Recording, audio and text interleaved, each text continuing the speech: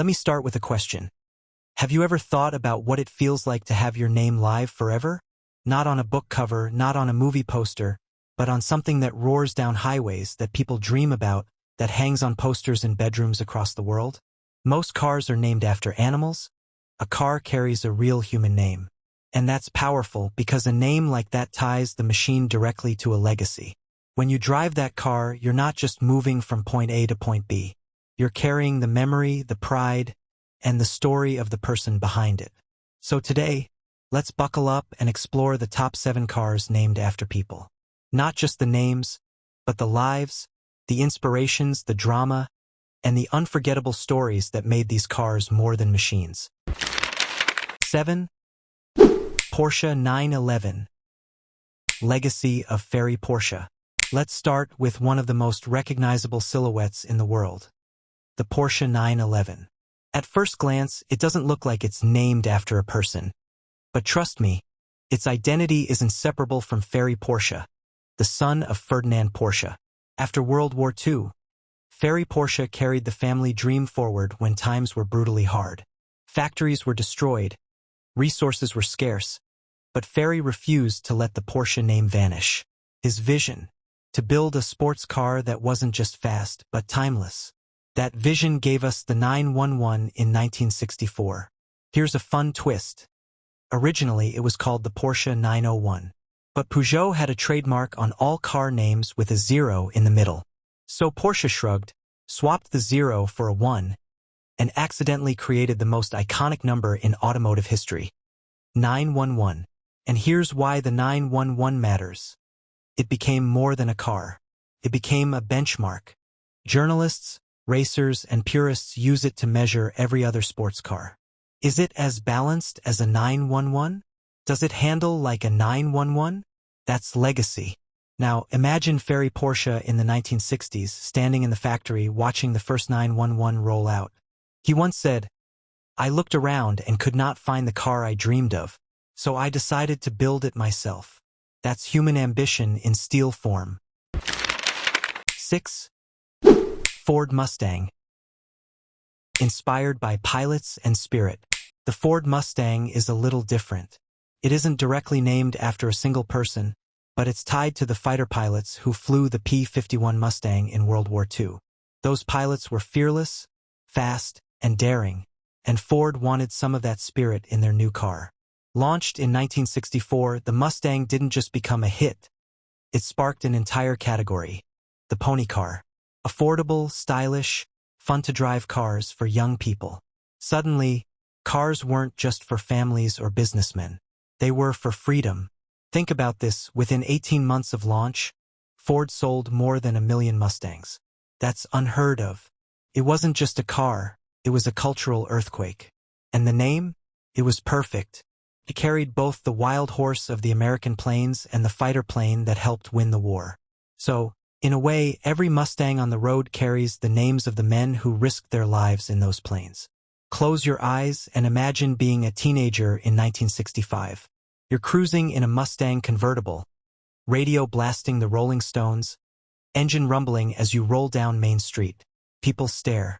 You're not just driving a car. You're driving a movement. That's the Mustang. A car that tied human daring and wild freedom into one unforgettable name. 5. Ferrari Enzo. Named after Enzo Ferrari. Now let's get personal. The Ferrari Enzo is named after Enzo Ferrari himself, the founder, the dictator of the pit lane, the man who treated racing as a religion. Enzo wasn't always easy to like. He was controlling, blunt, and ruthless in his pursuit of speed. But he was also a genius. He once said, "I build engines and attach wheels to them." That tells you everything you need to know about his philosophy. So when Ferrari released their new hypercar in 2002, they didn't mess around. They called it simply Enzo. No numbers, no gimmicks, just his name. Driving an Enzo isn't just about the 651 horsepower V12. It's about stepping inside a man's legacy. It's about hearing the sound of his obsession, feeling the sharpness of his vision. Here's something wild: you couldn't just walk into a dealership and buy one. Ferrari had to invite you. Imagine being a billionaire and still needing a personal invitation just to spend your money. That exclusivity? Pure Enzo Ferrari. And today, when one of the 400 Enzos ever made goes up for auction, people pay millions. Why? Because they're not buying a car. They're buying a piece of Enzo's soul. 4. Rolls-Royce Phantom.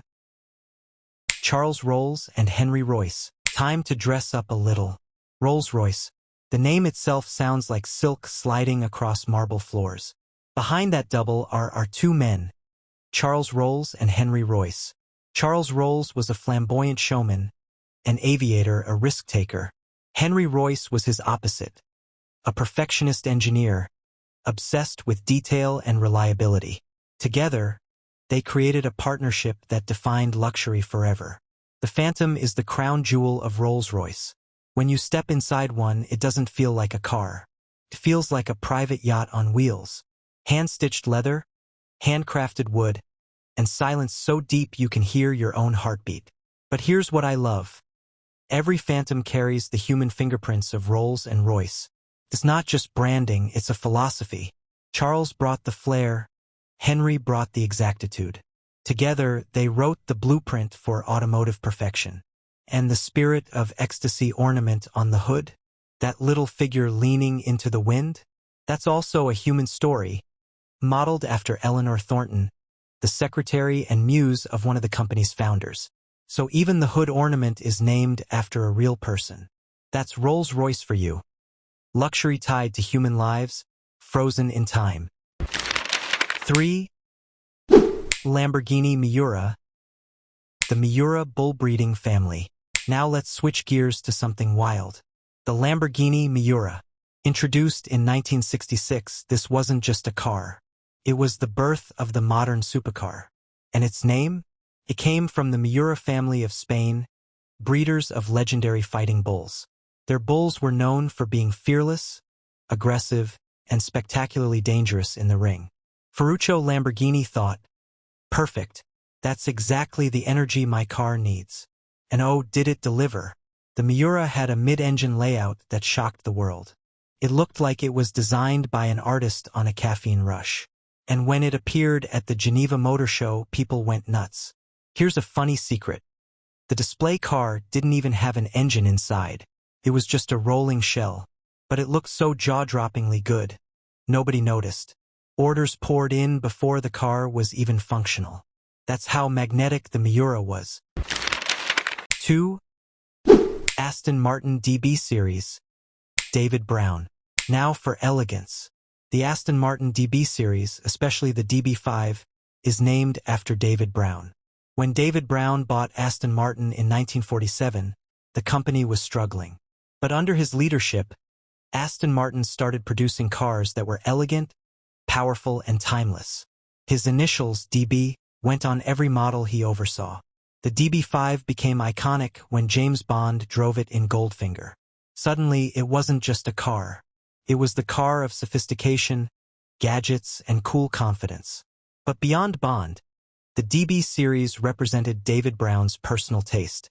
He wanted cars that weren't flashy but refined.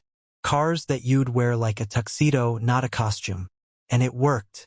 To this day, DB, on the back of an Aston Martin, makes people nod with respect. It's not just two letters.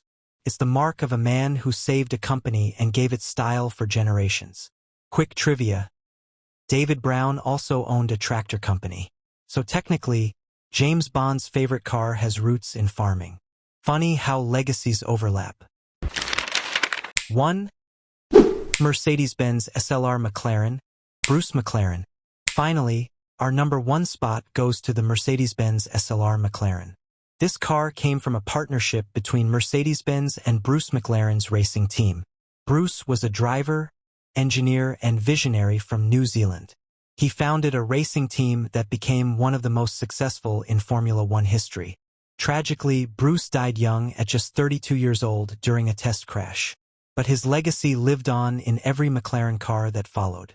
The SLR McLaren, launched in the early 2000s, was a tribute to that spirit. It combined Mercedes' luxury with McLaren's racing DNA.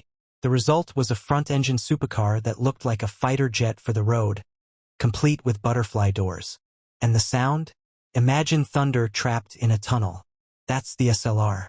Every time one roars to life, it reminds the world of Bruce McLaren, the kid from New Zealand who built an empire out of pure passion. And that's for today's video.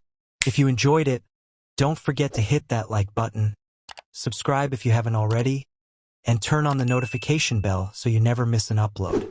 Got thoughts, questions, or video ideas? Drop them down in the comments. I read every single one,